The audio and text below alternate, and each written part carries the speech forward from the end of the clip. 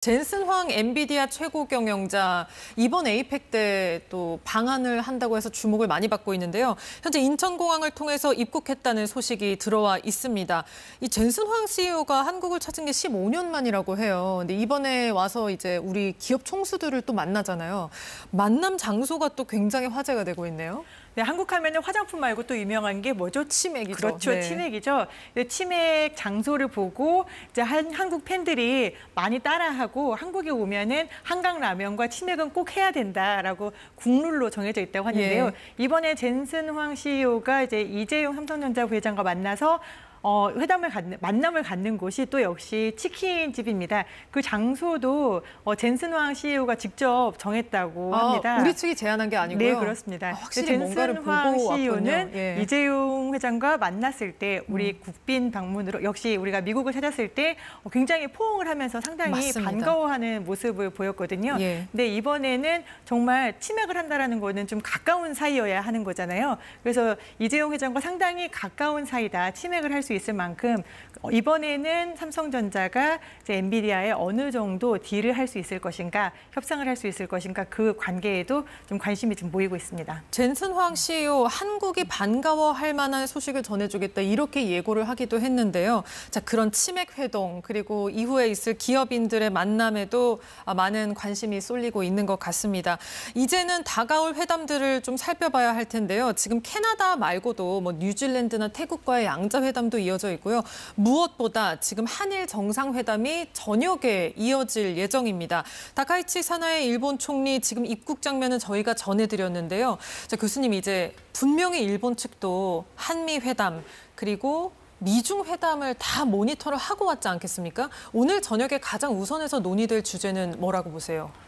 우선은 다카이치 총리가 이번에 방문하는 거는 총리로서의 외교 데뷔전이죠. 예. 그래서 그 데뷔전에 엄청나게 많은 새로운 목표를 관철시키겠다라기보다는 기존의 한일 관계가 발전돼 왔던 최근 들어서 특히 협력이 공고화돼 왔던 그 궤적에서 정책적 연속성을 담보하는 자리로 만들겠다. 그런 목표가 있을 것 같아요. 그런 차원에서 두 가지인데 한일 간에는 셔틀 외교고 그다음에 한미일 3자 협력을 지속하는 것 두 가지거든요. 그 두 가지가 지금 내각이 바뀌고 총리가 바뀌었기 때문에 재신임 과정은 분명히 있어야 됩니다. 그래서 빠른 시간 내에 그 재신임 과정을 거쳐서 셔틀 외교와 3자 협력이 안정적으로 추진되는 발판을 마련하겠다. 그 정도 목표가 있다고 보여지고 아까 기자님 말씀하신 것처럼 그래서 야스쿠니 신사 참배에게 총재로 지명되고 그다음에 총리가 되는 수순이 일반적이었잖아요. 근데 그 와중에 굉장히 어려운 자충우들이 있었는데 그 시기에도 야스쿠니 신사 직접 참배 대신에 과거에 했던 거랑 달리 곡물 그 헌납을 통해서 약간 차별화된 달라진 메시지 그다음에 예. 뭐 한국 김을 좋아한다든지 이런 식으로 해서 한글에 대한 친근한 메시지를 냈거든요. 그거는 그런 정책적 일관성을 가져가겠다라는 표현을 이제 우회적으로 한 것이고 그러면 다카이치 총리가 완전히 생각이 바뀌어서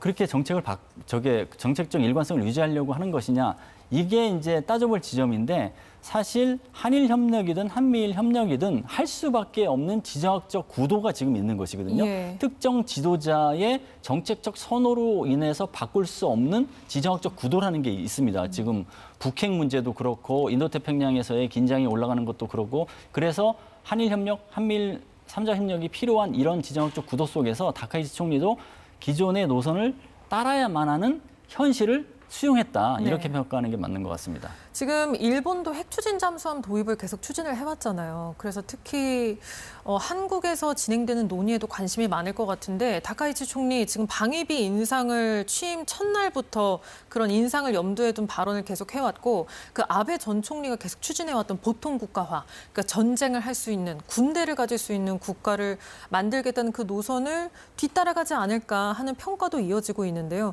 교수님께서 보시기에는 지금 다카이치 총리의 목표점이 어디에 있다고 보세요?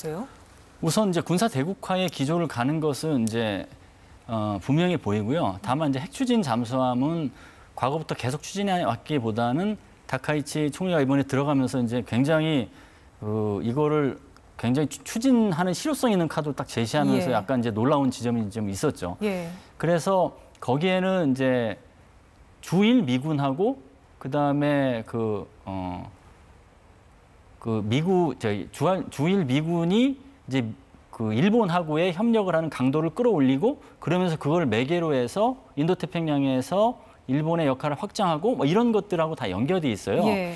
그래서 거기에 이제 탄력받는 측면에서 여러 가지 노력을 할 것이다. 그래서 이제 군사 대국화는 탄력을 받을 가능성이 높고요. 특히나 이번 연정이 그 강경 우파 연정이기 때문에 그거를 담보해야지 총리로 임명하는 데 도와줄 수 있다. 이런 식의 의견 교환이 있을 것이라고 봐요. 그래서 그 과정에서 영내 국가들의 우려를 살 만한 내용이 부상할 가능성도 예. 있고 그리고 또 어느 시점에서 지금 현 정부가 추진하고 있는 대일 외교의 큰 축은 투트랙 접근법이잖아요. 과거는 직시하되 현재 할 수 있는 협력은 해 나가야 맞습니다. 된다. 네. 근데 거기에서 과거를 직시하겠다라는 것을 과거를 그냥 묵인하겠다는 식으로 그냥 더 이상 따져묻지 않겠다는 식으로 일본이 곡해하려고 하면 한일 셔틀 외교든 한미일 3자 협력에도 어려워지는 거거든요. 그 뇌관은 분명히 있다. 그래서 군사 대국화뿐만 아니라 과거 문제도 과거사 문제도 뇌관이 있기 때문에 그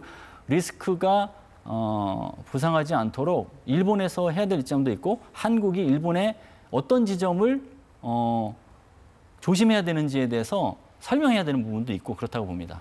네, 역시 뇌관이 남아있는데 오늘 한일 정상회담에서 어떤 식으로 마무리될지 살펴봐야겠습니다. 어떤 식으로 논의가 될지 주목이 되고 있습니다. 자, 잠시 후에 조현 외교부 장관이 에이펙 지금 외교통상 합동 강요회의 논의 결과를 발표를 할 예정입니다. 자, 에이펙 정상회의를 계기로 발표될 경주선언 문안을 21개 회원국 장관급 강요들이 계속 논의를 해왔는데요. 어떤 결과로 조율될지 조현 외교부 장관의 발표가 있을 예정입니다. 또한 오늘 저녁에는 한일 정상회담이 예정이 돼 있습니다. 다카이치 사나이 총리, 이재명 대통령과의 첫 대면입니다. 관련 소식 KBS 뉴스 특보로 계속 전하겠습니다. 고맙습니다.